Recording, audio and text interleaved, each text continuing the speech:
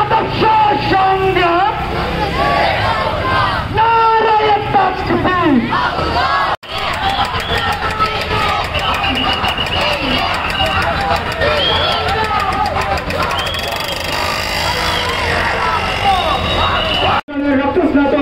চৈত্রের এই কাফেলা 48তম প্রতিষ্ঠাবার্ষিকী উপলক্ষে কেন্দ্রীয় কর্মসূচির অংশ হিসেবে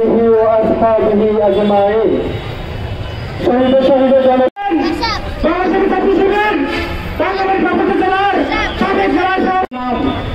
সেই কাফেলার আজকের 48তম জন্মদিন, আজকের 48তম জন্মদিন উপলক্ষে আজকের 48তম প্রতিষ্ঠাবার্ষিকীর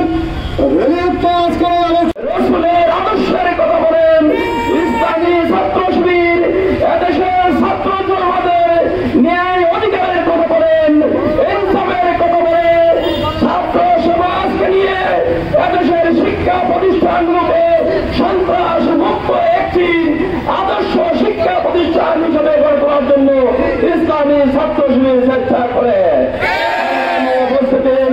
ইসলামী ছাত্র শিবির এমন একটি আদর্শ সংগঠন যেখানে ইসলামী ছাত্র শিবিরের সন্তান রয়েছেন, সেই পরিবারের মধ্যে ইসলামের আদর্শ বিদ্যমান রয়েছেন, সেই পরিবারের নামাজের পরিবেশ রয়েছে, সেই